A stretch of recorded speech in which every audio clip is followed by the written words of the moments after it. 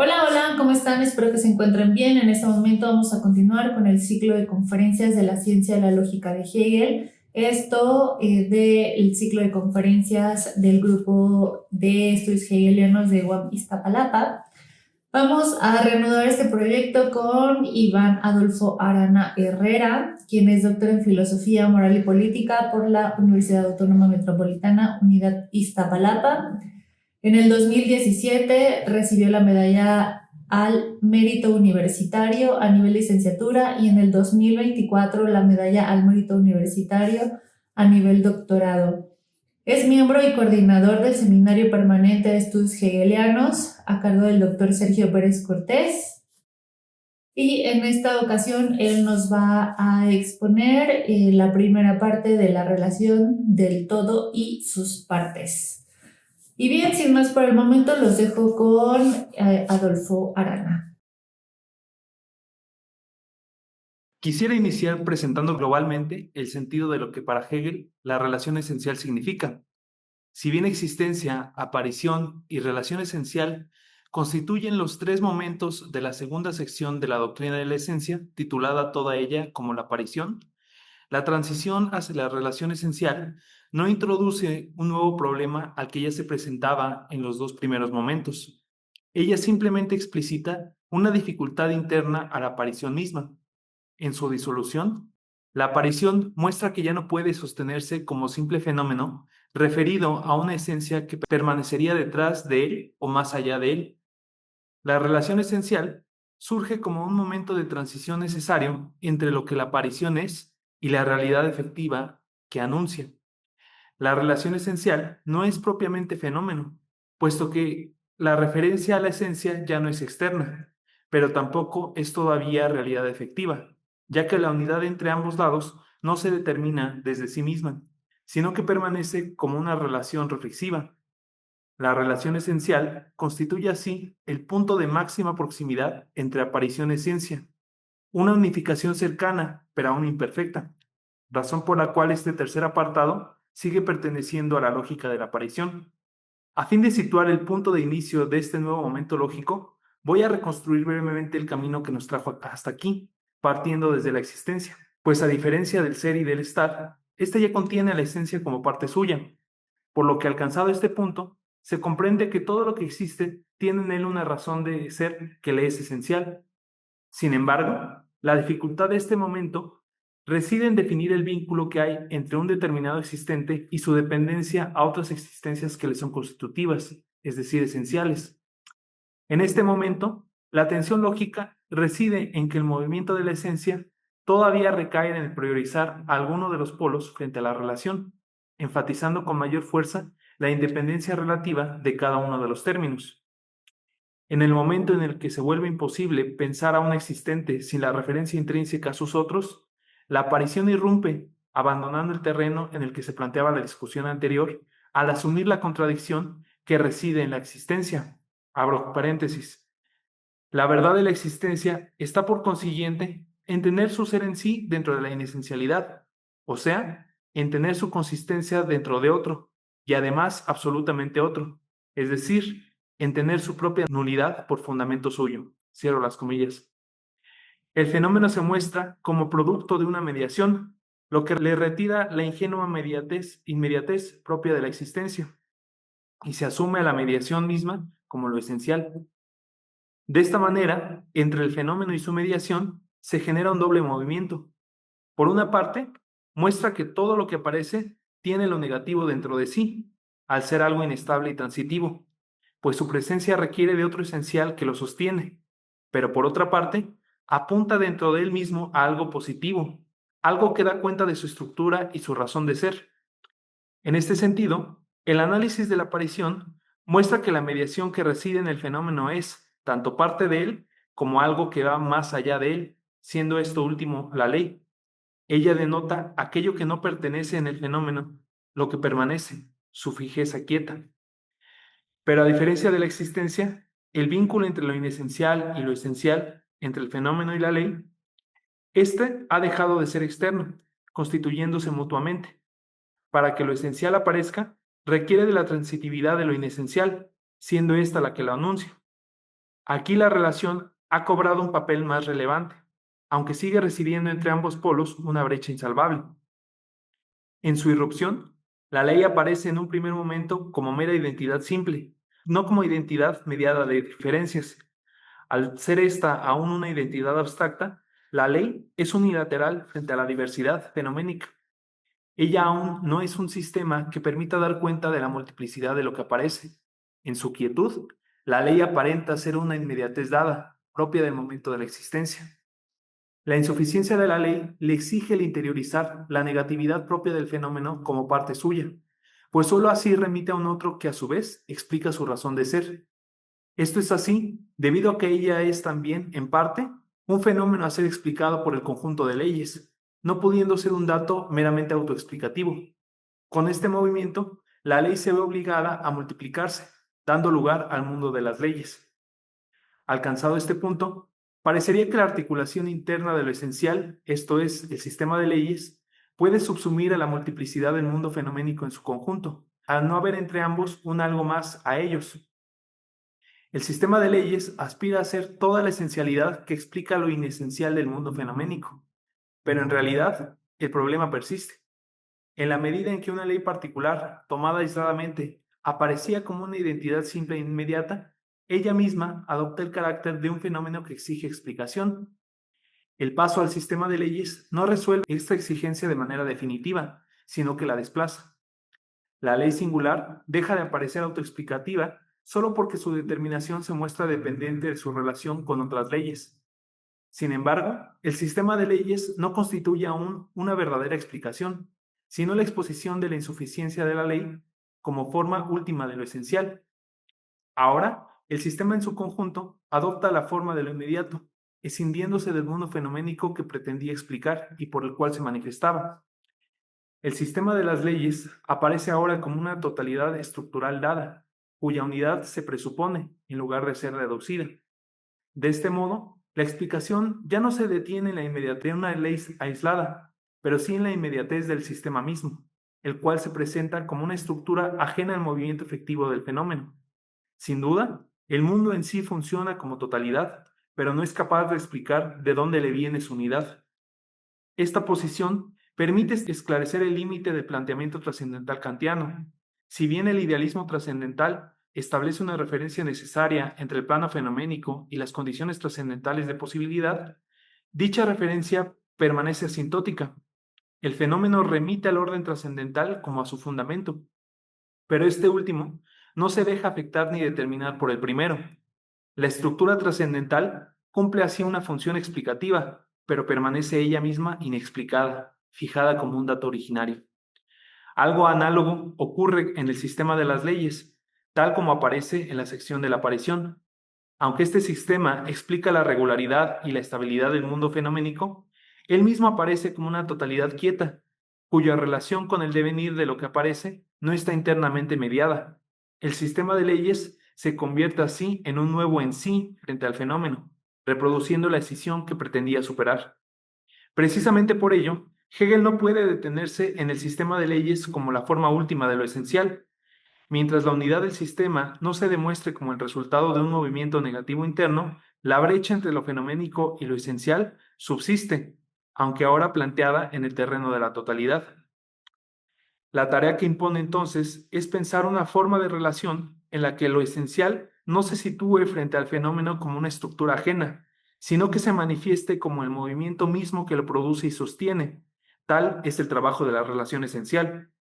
El mundo fenoménico y el mundo que es en sí son uno gracias al otro, pues solo pueden ser en razón de su referencia al otro, siendo esta oposición la desaparición de su diferencia. El mundo fenoménico debe su esencialidad al mundo en sí, pero el mundo en sí no puede presentarse sino es a costa de la inesencialidad del mundo fenoménico, que la recupera en él como inesencialidad reflexionada y por ende como parte de su propia esencialidad.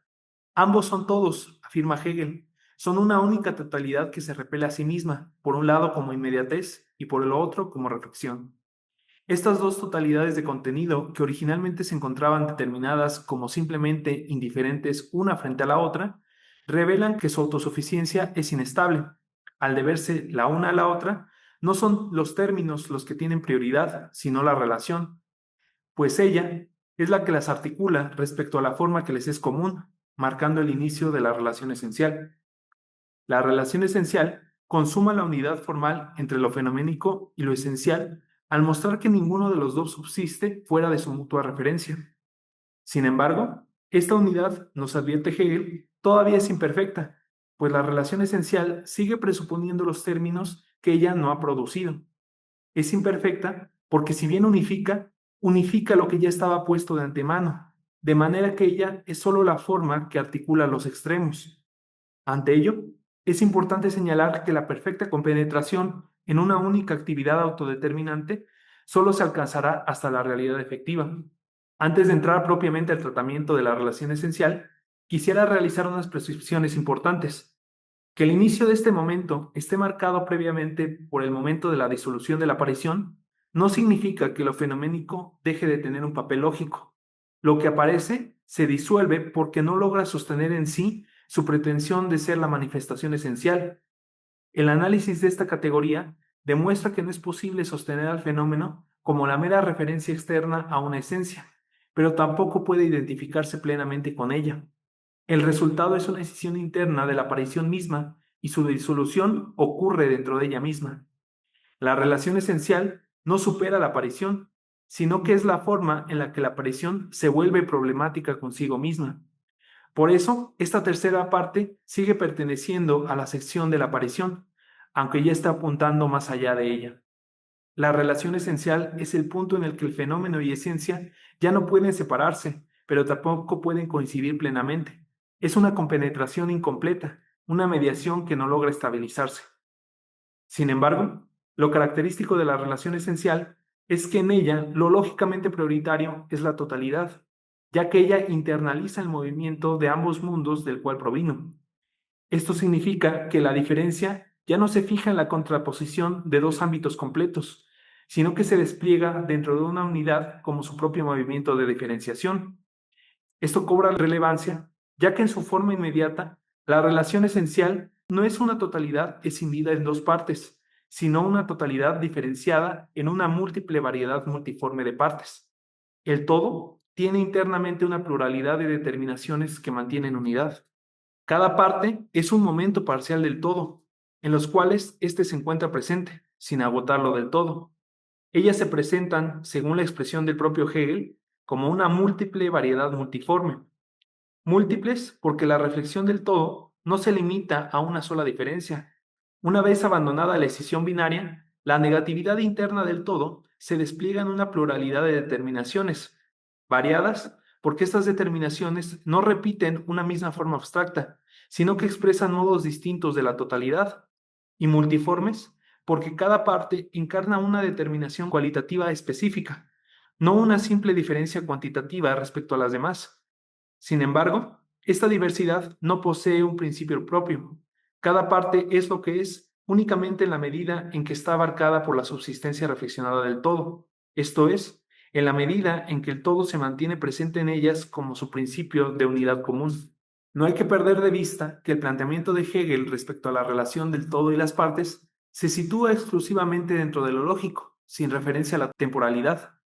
Tanto el todo como sus partes surgen de un único movimiento que define su posición.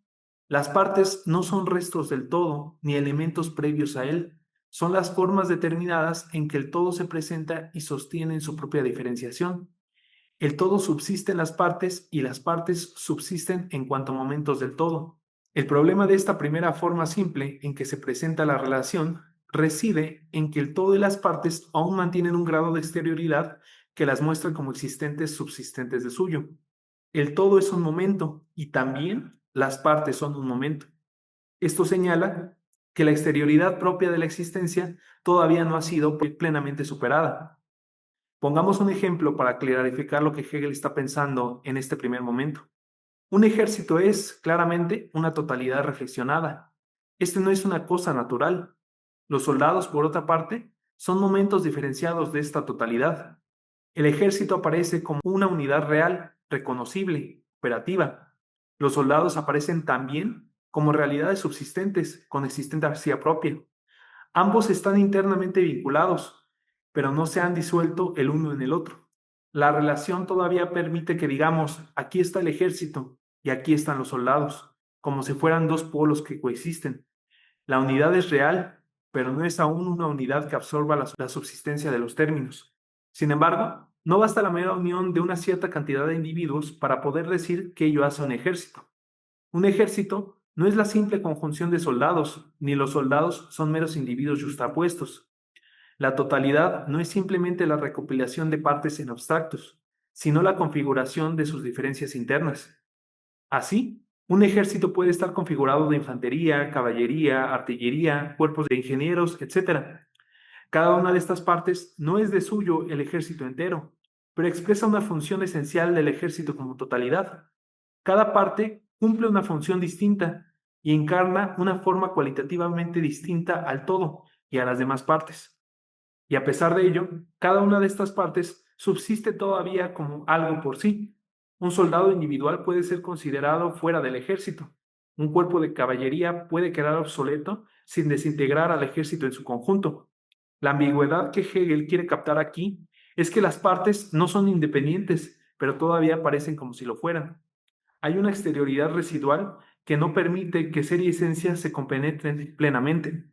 En este primer momento de la relación esencial, el todo y las partes se hallan vinculados todavía por un también, en el sentido de que ambos están puestos simultáneamente como momentos de una unidad reflexionada y como subsistencias existentes por su cuenta. La unidad no ha abolido aún la exterioridad propia de la existencia, sino que la conserva en forma mediada. El ejército es un momento, pero también una subsistencia. Los soldados son momentos, pero también son subsistencias.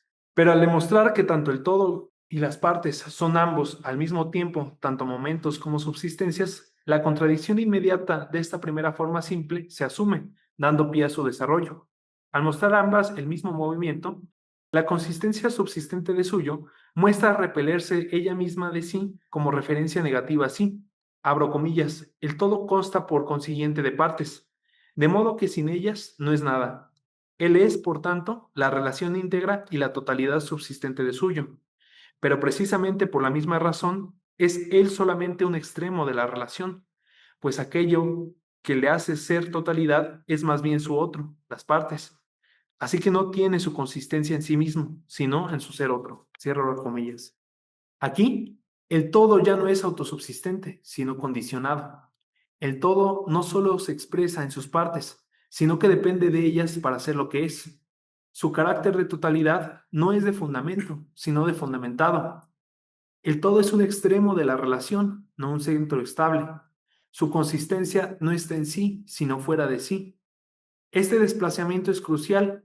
La relación ya no puede entenderse como si el todo fuese la unidad firme que simplemente abarca las partes. Por el contrario, el todo aparece ahora como algo puesto por la relación misma, y esa relación pasa esencialmente por las partes. La negatividad que antes parecía recaer solo en las partes, retorna ahora sobre el todo, mostrando que su subsistencia es igualmente mediada. Retomando el ejemplo anterior, mientras se lo consideraba abstractamente, el ejército puede aparecer como una unidad sólida, una institución que subsiste por sí. Hablamos del ejército como sujeto de acciones, decisiones, victorias o derrotas. Sin embargo, al analizar su constitución, se revela que esta unidad no tiene realidad alguna al margen de sus partes. Sin soldados, unidades operativas y una organización concreta, no hay ejército en absoluto. Las partes no solo integran al todo, sino que lo constituyen retroactivamente. No se trata de que el ejército exista primero y luego se divida en infantería, caballería, etc., sino que solo hay ejército en la medida en que esas determinaciones existen efectivamente. Si ciertas partes desaparecen o se transforman radicalmente, por ejemplo, la caballería montada termina siendo desplazada por la motorizada, el ejército deja de ser lo que era, incluso aunque siga existiendo el ejército como institución. Las partes modifican al todo y no son meros elementos subordinados. Lo que antes era una unidad equilibrada se revela ahora como inestable, y dicha inestabilidad exige una nueva determinación de la relación. El todo ya no basta por él mismo para explicar a las partes, al mostrar que él también requiere ser explicado a partir de ellas, y viceversa. Las partes contienen cada una al todo, estando cada una de ellas solo dentro de él. Con ello, solo hay una identificación del todo y partes como condiciones una de la otra, lo que demuestra ahora a la relación como una actividad del retorno a sí mismo del condicionar, siendo ella lo no relativo, lo incondicionado. Porque ya no puede decirse que esta relación sea simplemente el todo, como al inicio, porque tal como aparecía al comienzo de esta sección, el todo todavía era una subsistencia reflexionada, pero no un proceso. Era una unidad que se mantenía presente en sus partes, pero cuyo carácter de unidad todavía podía pensarse como algo dado, como una forma relativamente fija. En cambio, la relación que ahora emerge no es una cosa, ni una totalidad subsistente, sino un movimiento, el condicional recíproco que se repliega sobre sí mismo, lo que implica que la subsistencia de los términos no es originaria, sino resultado de una relación. Cuando Hegel habla de retorno a sí mismo del condicionar, está subrayando precisamente esto, que el condicionar ya no apunta a algo otro que él, sino que se reconoce como su propio resultado. El todo condiciona las partes condicionan al todo, y esta circularidad no remite fuera de sí, sino que se autosostiene. En este sentido, lo incondicionado no es aquello que no tiene condiciones, sino aquello cuya condición no está fuera de la relación misma. La estructura misma de la relación, al cerrarse sobre sí, deja de depender de algo exterior. En la relación entre el fenómeno y la ley, incluso cuando ambos se refieren mutuamente, siempre queda un residuo de exterioridad.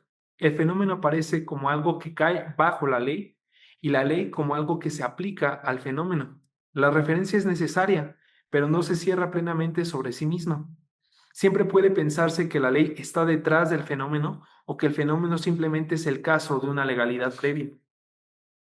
En cambio, en la relación del todo y de las partes, tal como ahora se ha desarrollado, no hay un detrás ni un debajo. El todo no explica a las partes sin resto, pero las partes tampoco explican al todo unilateralmente. La relación misma, el condicional recíproco, es lo único que explica. Por eso Hegel puede decir que aquí emerge lo incondicionado, no porque haya desaparecido la mediación, sino porque la mediación ya no remite a nada distinto de sí. Hay que subrayar el carácter más activo de esta figura. A diferencia del mundo de las leyes, donde la relación todavía podía parecer una estructura relativamente fija que ordena lo dado, aquí la relación es explícitamente un hacerse, un ponerse y reponerse. No es simplemente que el todo esté en las partes y las partes en el todo, sino que ambos se producen recíprocamente como lo que son. La unidad ya no es una forma quieta, sino el resultado siempre reiterado de una actividad relacional. Sin embargo, hay un matiz importante a no perder de vista. Este carácter activo sigue siendo todavía abstracto. La relación se ha cerrado sobre sí, sin duda, pero lo ha hecho como pura reciprocidad. El retorno a sí mismo del condicionar no distingue aún momentos internos de este retorno. No hay todavía una determinación clara de qué es lo que pone ni de cómo esta actividad se diferencia en sí misma. Por eso, aunque la relación sea ahora lo incondicionado, no es aún la realidad efectiva en sentido pleno, sino una figura formal de autosuficiencia. La unidad deja de ser un todo dado y adopta el carácter de una actividad relacional, aunque todavía abstracta. Al alcanzar ambos lados una única identidad como momentos, se vuelven indiferentes el uno respecto al otro. Abro cita. El todo es igual a las partes y las partes al todo. No hay dentro del todo que no esté dentro de las partes, ni nada dentro de las partes que no esté dentro del todo. La relación tiene, por tanto, una identidad inseparable, no habiendo una subsistencia de suyo. Dicha identidad no es una recaída a la indefinición de los términos, sino una recuperación reflexiva que pone de manifiesto su contradicción interna, pues al analizar a cada uno de los lados por separado, se muestra que, en sí mismos, reproducen exactamente la misma estructura. Por parte del todo, este pretende afirmarse con una unidad subsistente, como aquello que mantiene reunidas en sí las determinaciones múltiples. Sin embargo, al ser considerado en sí mismo, su carácter de totalidad se disuelve inmediatamente, pues su determinación consiste exclusivamente en constar de partes. Un todo que no tenga partes no es un todo incompleto, sino que deja simplemente de ser un todo en absoluto. La subsistencia del todo no reside, por tanto, en el mismo, sino en aquello que le es otro, las partes. Considerado aisladamente, El todo se revela así como una determinación puramente relacional, incapaz de sostenerse como principio autosuficiente. Ahondado a ello, las partes, tomadas aisladamente, expresan el momento del ser otro del todo. Son aquello en lo que el todo se diferencia de sí. Por ello, el todo no es igual a las partes solo en cuanto partes, sino solo a las partes tomadas en conjunto. Esto es, en la medida en que dejan de valer como partes y se reconducen a la unidad. Este punto es decisivo. Cuando el todo es igual a las partes solo en cuanto conjunto, lo que aparece como igualdad no es una relación real entre términos distintos, sino una repetición de la unidad consigo misma. La referencia a las partes no introduce aquí una mediación efectiva, sino que se resuelve inmediatamente en la identidad del todo consigo. Desde este punto de vista, la expresión hegeliana según la cual el todo en cuanto todo no es igual a las partes sino al todo, no es una simple obviedad retórica, sino el resultado lógico de la posición adoptada. Hegel está demostrando que si se pretende afirmar una igualdad entre el todo y las partes sin abandonar la determinación del todo como unidad, dicha igualdad solo puede formularse de manera tautológica. El todo no se relaciona realmente con un otro, sino que retorna a sí mismo bajo la apariencia de una relación. Es una tautología reflexiva la que pone de manifiesto que el todo, al intentar afirmarse como subsistencia, solo puede hacerlo negando la alteridad efectiva de las partes. La unidad se conserva, pero al precio de vaciar de contenido la relación con lo múltiple. El todo requiere de las partes para ser lo que es, pero no puede reconocerse en ellas sin reducirlas a sí mismo. Las partes son necesarias, pero no cuentan como tales en el momento en el que todo se afirma como todo. Precisamente por ello, la identidad alcanzada entre todo y partes no es una identidad viva, sino una identidad indiferente, cuya forma necesariamente es la tautología. Pero esta vacuidad no afecta únicamente al todo. El mismo análisis, aplicado ahora a las partes, conduce a un resultado estrictamente simétrico, pues también ellas, consideradas en sí mismas, muestran que su determinación como partes solo es posible en referencia a una totalidad que las excede. Cada parte es algo concreto, delimitado, con una determinación propia. En este sentido, las partes se presentan como el momento de ser otro frente a la unidad del todo. Sin embargo, esta apariencia de subsistencia se disuelve tan pronto como se considera lo que significa ser una parte en cuanto tal, pues la determinación misma de la parte consiste en no ser el todo, es decir, en remitir más allá de sí a una totalidad que la excede y en la cual únicamente puede encontrar su lugar. La parte, en cuanto parte, no puede identificarse con la unidad sin dejar de ser parte. Solo puede decirse iguales al todo cuando una de sus determinaciones multiformes y variadas es tomada aisladamente y elevada a posición de totalidad, es decir, cuando el todo es entendido no como unidad, sino como un todo repartido, como multiplicidad desplegada. En este caso, la igualdad no se establece entre parte y unidad, sino entre parte y multiplicidad. El todo ya no vale como todo, sino como colección de partes. Pero de nuevo, esta igualdad resulta ser tautológica. Cuando las partes son iguales al todo, solo en la medida en que el todo es entendido como repartición, no se ha producido una mediación real entre términos distintos, sino una reducción del todo a aquello mismo que las partes ya son. La parte no se eleva a la unidad, sino que la unidad es rebajada a condición de parte. Así se presenta la misma tautología que del lado del todo. Las partes en cuanto partes no son iguales al todo en cuanto tal, sino dentro de él a sí mismas, a las partes. La relación no logra aquí una identidad concreta que atraviese la diferencia entre unidad y multiplicidad, sino que oscila entre dos descripciones equivalentes de un mismo contenido. Retomemos el ejemplo anterior para clarificar esto. Sin duda, un soldado no puede ser soldado sin referencia al ejército. Fuera de esta referencia, es simplemente un civil armado. Su determinación como soldado está puesta por el todo. Sin embargo, la parte, al ser analizada en sí, es inevitablemente elevada al nivel de la totalidad, siendo evaluable ella misma como siendo un todo. El soldado reproduce dentro de sí la forma del todo, aunque de manera limitada. Esto lo hace siendo sujeto de disciplina, ejecutor de órdenes, responsable ante una determinada normativa. Estas partes no le son a él roles externos que se le añaden, sino momentos internos de lo que significa ser soldado.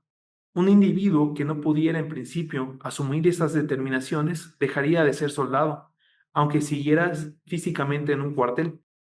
La totalización es interna, pues el soldado es una articulación de determinaciones que solo juntas constituyen su ser. Si se elimina una de ellas de modo absoluto, por ejemplo, la posibilidad de obedecer órdenes, el soldado deja de serlo. En este sentido, el soldado es un todo, porque su determinación depende de la copertenencia de estos momentos. Estas partes del soldado no existen de manera independiente, del mismo modo que el soldado no existe independientemente del ejército. La función que realiza, la disciplina, la obediencia, su pertenencia al cuartel, son determinaciones relacionales. Cada una remite a las otras y al todo que las hace posibles. La parte reproduce la forma del todo, así como el ejército no es una sustancia autosuficiente, sino una unidad de funciones y relaciones. El soldado tampoco lo es. El soldado es una totalidad reflexionada, pero cuya consistencia está fuera de él, en el ejército. Es un todo, pero un todo dependiente, un todo que solo es tal en la medida en que remite a un otro. La relación del todo y la parte colapsa en sí al no poder mantener con firmeza su diferenciación. Su verdad, nos dice Hegel, consiste en la mediación. Su esencia es la unidad negativa dentro de la cual están asumidas tanto la inmediatez reflexionada como la inmediatez que es. La relación es la contradicción que regresa a su fundamento, a la unidad, que al estar de retorno es la unidad reflexionada. Pero como ésta se ha puesto precisamente en la misma medida como asumida, se refiere negativamente a sí misma, se asume y se convierte en inmediatez que es. Dicha mediación no parte de la estabilidad del comienzo, sino que ahora se anula a sí misma en el acto en que se produce. Por eso insiste en que la esencia de esta relación es la unidad negativa. No se trata de una unidad que armoniza diferencias, sino de una unidad que solo existe como superación de una contradicción que ella misma pone. Cuando Hegel dice que en esta unidad negativa están asumidas tanto la inmediatez reflexionada como la inmediatez que es, está señalando algo muy preciso. El todo y las partes ya no pueden pensarse ni como inmediatos simples, como la existencia, ni como en términos puramente mediados por una relación externa.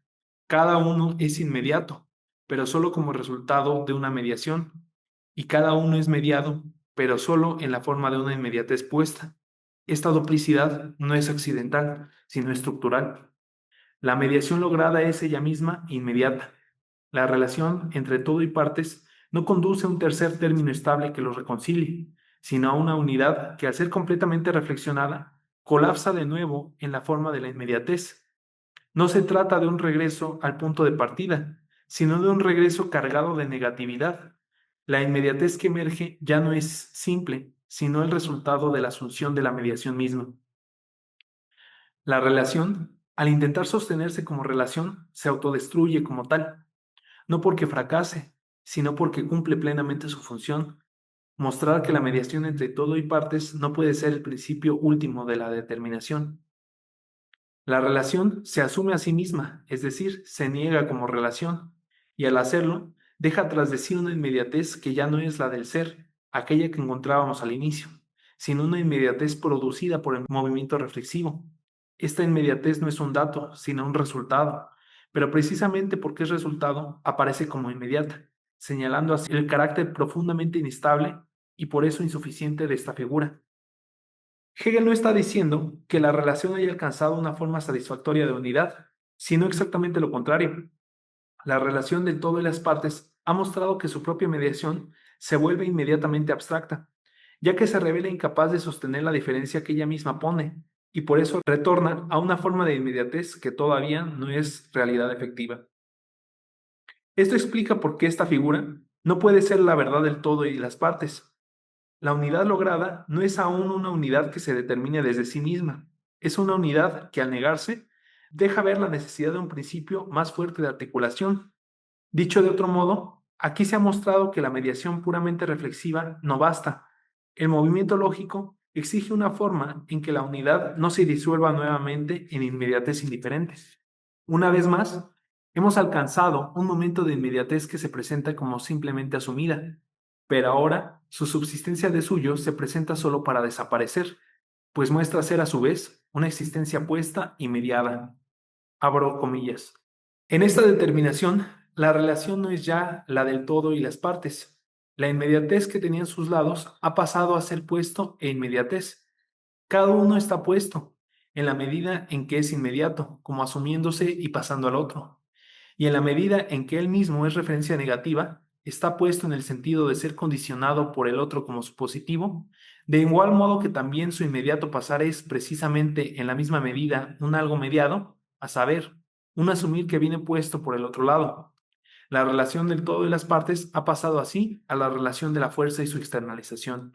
Quisiera detenerme aquí para en otra exposición continuar con la relación de la fuerza y su externalización, posteriormente a la relación de lo externo y lo interno. Pues antes de abordar estos momentos, Hegel introduce una observación en torno a la divisibilidad infinita, misma que remite a otra observación situada muy al inicio de la lógica, en la cantidad pura, lo que hace que el comentario de esta parte obligue a explicar la relación que hay entre cantidad y la relación del todo de las partes, pues de trasfondo hay una discusión sobre lo que generalmente se presupone que la sustancia es.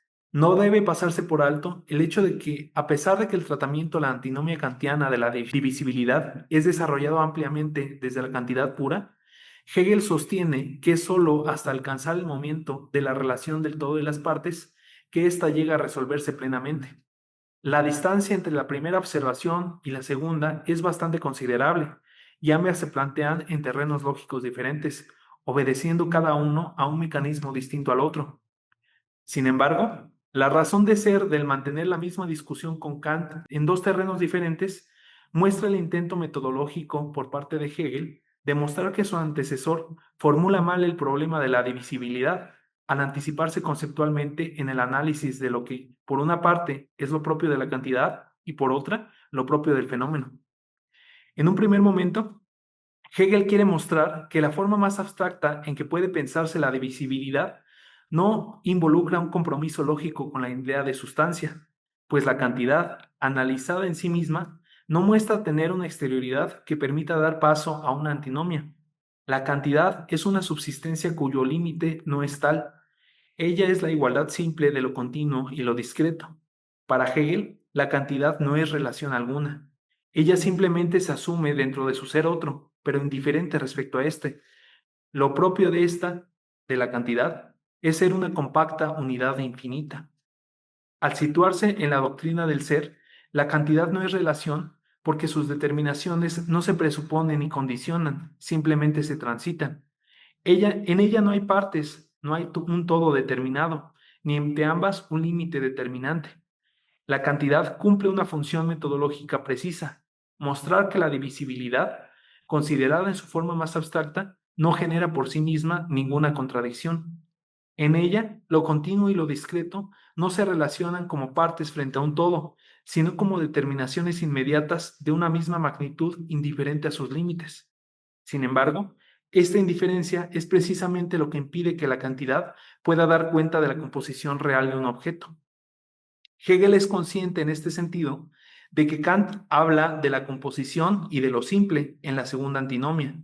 Por ello, la segunda observación en la cual nos encontramos retoma el problema de la divisibilidad, ahora planteada en el terreno de lo fenoménico. Es este paso sobre el cual acusa Kant de no mantener claridad sobre los términos y mezclar ambos elementos sin una crítica previa, ya que este problema solo puede plantearse cuando la esencia ha pasado a la existencia y se ha determinado como relación. Solo entonces el límite deja de ser indiferente y se convierte en una determinación constitutiva. El problema no es la divisibilidad, sino los presupuestos acríticos sobre lo que la sustancia significa. Cuando Hegel analiza lo que el fenómeno es, no hace falta hacer referencia al vínculo sensibilidad-entendimiento, pues el análisis lógico no tiene por presupuesto la idea de facultades psicológicas como requisito para concebir lo que el fenómeno es en sí. De modo que, partiendo únicamente de la existencia, ella muestra estar estructurada como una relación cuya exterioridad se encuentra intrínsecamente vinculada a su interioridad. En la relación todo y partes, el límite determina. Las partes subsisten en su referencia al todo y el todo tiene una unidad sostenida en las partes. La resolución no consiste entonces en optar por la infinitud o la finitud de la división, sino en mostrar que ni el todo ni las partes pueden sostenerse separadamente. Ambas son parte de un único movimiento contradictorio que, sin embargo, es perfectamente pensable. Ni el todo ni las partes pueden sostener su subsistencia como principio sin vaciar de contenido su relación con el otro. El límite del planteamiento kantiano no reside en postular la simplicidad como una exigencia regulativa de la razón, sino en creer que con ello puede detenerse el movimiento lógico de la composición.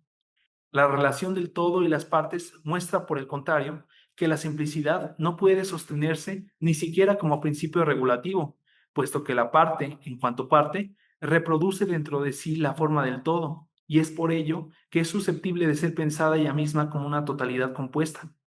Esta reproducción no conduce a una estabilización de la relación, sino que obliga a pensar un movimiento más amplio en el que la unidad ya no puede mantenerse como mera relación entre términos. El análisis exige ir más allá del todo y las partes, hacia la fuerza y su exteriorización, una unidad activa que se manifiesta en su otro, pero que todavía no se determina como sustancia en sentido pleno.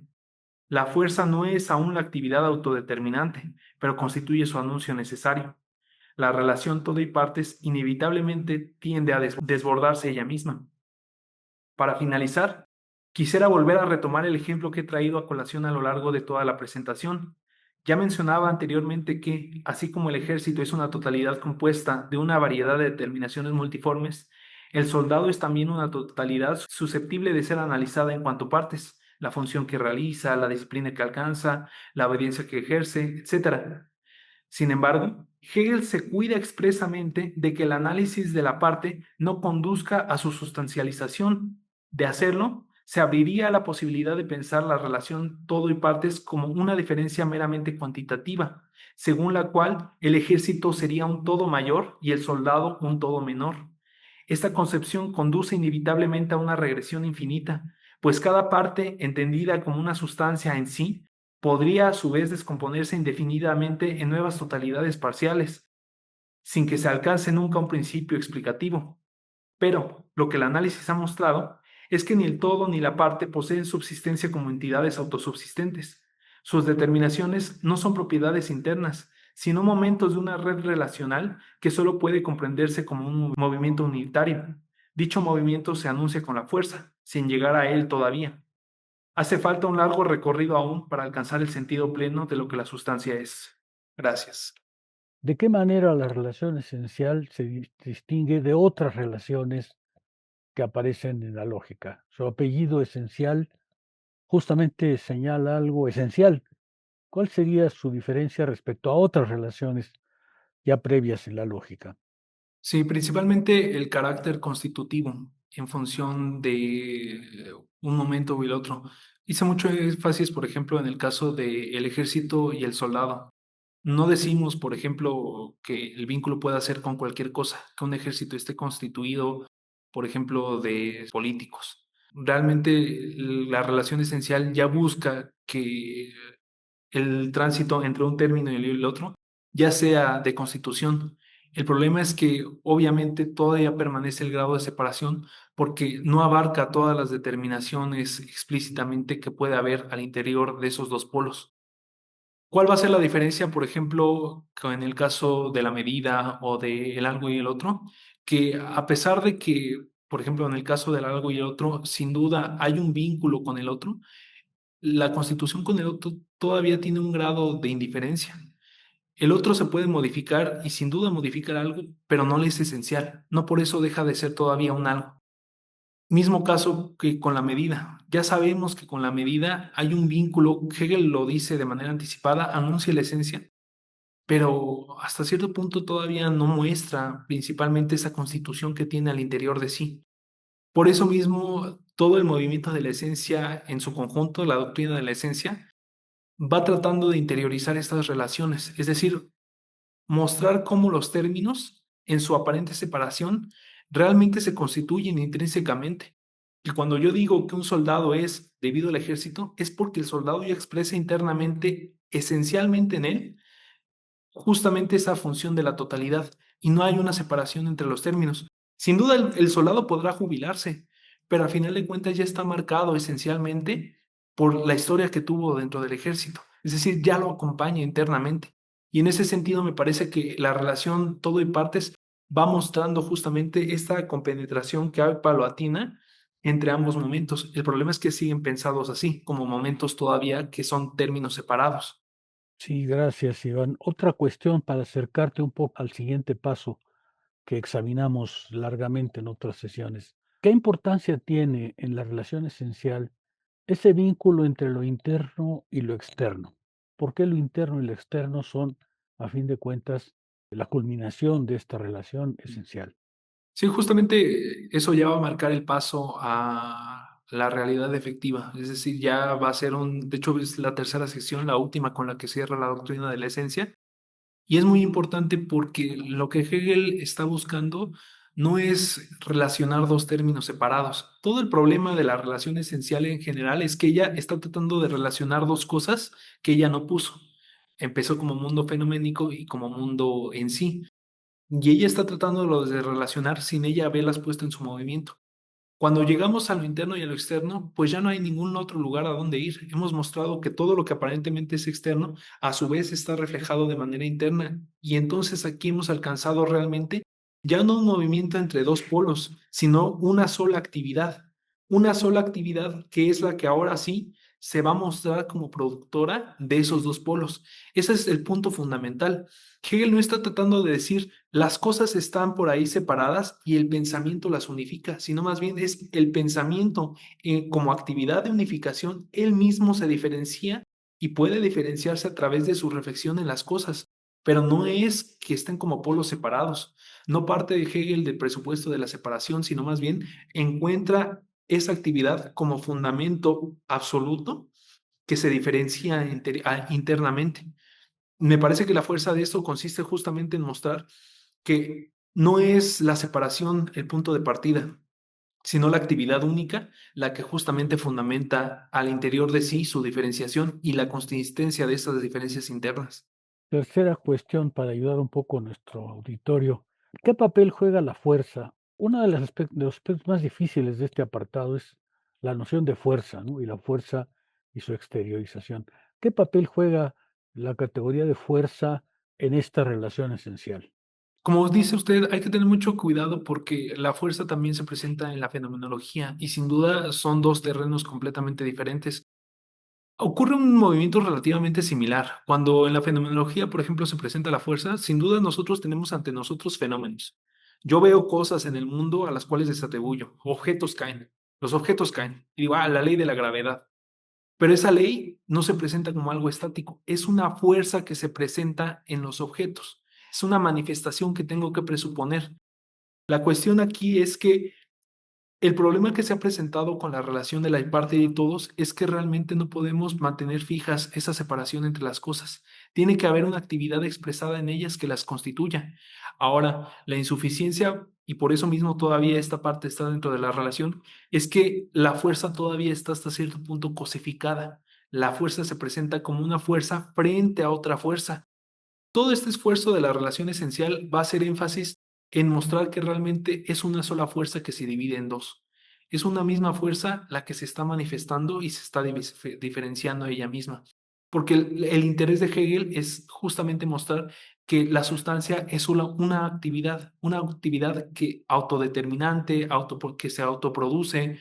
Entonces, la fuerza en realidad no se puede presentar como una frente a otra, sino como siendo solo una fuerza, una actividad. Posteriormente, Hegel, al finalizar esta parte, justamente va a sostener eso.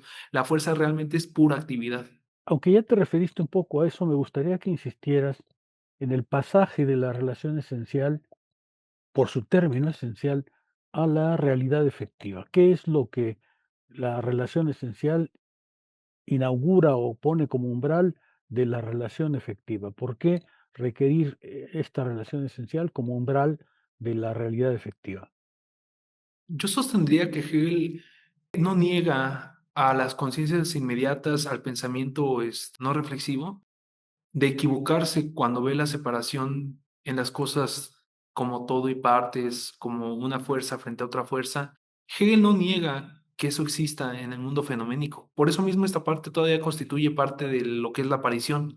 Sin duda, cuando vivimos el mundo lo vemos justamente como entidades separadas. O sea, por un lado podemos ver y hablar del ejército como si fuera una cosa unitaria, Posteriormente podemos hablar del soldado como un ente individual.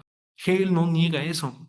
¿Cuál es la cuestión y cuál es por qué la relación esencial tiene que pasar a un momento mucho más desarrollado? Porque explicativamente, o sea, científicamente, si nosotros queremos dar cuenta del por qué las cosas se nos manifiestan así, vamos a permanecer en la escisión, que es el problema de la antinomia kantiana. Por un lado, parece que hay entidades compuestas y hay que presuponerlas como si fueran simples para poder explicarlas, pero siempre va a ser posible dividirlas al infinito. Siempre hay un algo más que se puede dividir y que se puede explicar algo más. Entonces, el soldado se divide a su vez en disciplina, en órdenes que ejecuta, y estas órdenes a su vez se pueden dividir en diferentes tipos de órdenes jurídicas, militares, morales. Es decir, la división parece siempre ser como un principio de escepticismo al cual pues no hay manera de encontrar un fin. Lo que Hegel está tratando de decir es que la relación esencial no es falsa, pero para nosotros poder explicarla como moviendo en conjunto, hay que pasar a una perspectiva superior, a la perspectiva que recorre esencialmente todo ese movimiento y les explica como un movimiento unitario. Eso es la realidad efectiva. Cuando nosotros ya captamos por qué ahora sí, esa aparente escisión no es falsa, pero es insuficiente si se capta solo desde la escisión misma. Bueno, por mi parte sería todo y te felicito, ha sido una excelente presentación. Gracias, doctor. Yo tengo una pregunta, Iván, pero primero quisiera felicitarte. Fue una exposición bastante clara, me parece, de esta relación entre el todo y sus partes. Incluso me atrevería a decir que es como uno de los puntos más fuertes que tiene Hegel para diferenciarse de las filosofías del entendimiento, todo por esta separación entre el todo y las partes, ¿no? Entre el ser y el pensamiento, entre todas estas cosas que de repente se complican muchísimo en otras filosofías. En alguna parte de tu texto decías que las partes también son un todo y también lo referías un poco ya al final de tu exposición. Y yo pensaría justo como esta conclusión a la que no querías llegar, de que entonces los todos tienen como diferentes niveles, ¿no? Pero, y bueno, y nos llevaría como a un infinito, o sea, ¿cómo saldríamos de ahí? ¿O qué es lo que sigue para no quedarnos como en este infinito extraño que se hace ahí? Mm. Por ejemplo, en el trabajo de la ciencia, o sea, cuando nosotros analizamos a un individuo, lo podemos analizar por partes, o sea, su pertenencia a una familia, su pertenencia a la sociedad civil, su pertenencia al capital, y parecería que esas partes también son divisibles al infinito. Y en un primer momento, pues la filosofía podría decir, pues realmente nunca sabemos lo que es el objeto, porque siempre va a haber algo más que una determinación más allá que se pueda dividir en partes todavía más sutiles. Hegel no niega que eso es parte del pensamiento. O sea, Hegel no diría, pues sí, efectivamente la actividad del pensamiento siempre va a poder encontrar determinaciones más sutiles, siempre va a poder clarificar con mucho mayor detalle su objeto. Sin duda, no quisiera llamarlo mal infinito, que en cierto modo es, pero esa apertura infinita del pensamiento está ahí. Pero la advertencia de Hegel quiere decir, no es la que tiene predominancia. La predominancia que tiene es justamente la posibilidad de explicarlos en el movimiento conjunto que lo vieron. O sea, a pesar de que yo pueda seguir explicando al soldado en su división interna y esas mismas partes pueda explicarlas internamente, lo importante es que todas ellas obedecen a un movimiento conjunto y por ende tienen un fundamento en común. No hay que perder de vista que a pesar de que el pensamiento constantemente tiene la posibilidad de ir explorando más allá, la fuerza reside en la actividad en conjunto en que les da su razón de ser. Hegel lo que quiere decir es que en la medida en que el pensamiento es capaz de explicarse a sí mismo como una pura actividad unitaria, realmente poco importa si esa actividad continúa diferenciándose internamente, porque él siempre se va a sostener, él siempre va a ser capaz de explicarse a sí mismo, de encontrarse en esa división interna. Por eso mismo, la consecuencia negativa pues sí, o sea, el pensamiento nunca se va a encontrar satisfecho en el sentido de que diga, ya la ciencia ya llegó al punto último, ya no necesitamos hacer ciencia. Siempre va a haber algo que el conocimiento siempre va a generar sus propias divisiones internas, pero lo importante es mostrar que a pesar de eso, él es capaz de explicarse internamente. Y eso es justamente lo que me parece que Hegel está tratando de resaltar aquí. Muchas gracias, Iván. Aunque también me quedé pensando, como si lo vemos como de este mal infinito del que habla anteriormente en la ciencia de la lógica, o si lo podríamos pensar como el pensamiento que es infinito, o que a través del pensamiento nosotros nos podemos hacer infinito.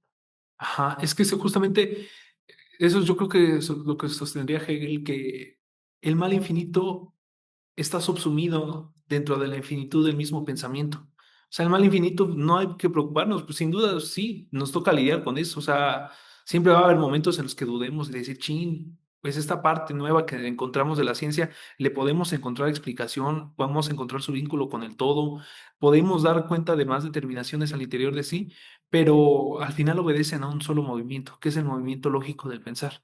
No hay en ese sentido un misterio que permanezca como intacto y decir, no, no, ya eso, ya esa parte ya es imposible de explicar. Hegel enfatiza en ese sentido principalmente la fuerza de la actividad del pensamiento. Intervenir en este sentido que lo hace Jared. Yo tengo la impresión de que en Hegel, y un poco lo mismo que en Spinoza, hay un momento en el que en la reconstrucción pensada del objeto ya se alcanzó la esencia del objeto, ya se alcanzó el conjunto de determinaciones que lo hacen ser lo que son. Por supuesto que siempre habrá algo más, pero ese algo más ya no modifica la esencia del objeto. Por ejemplo, en el caso del soldado. Una vez que tienes el concepto de soldado, pues hay soldados que miden 1,80 y otros que miden 1,53, ¿no?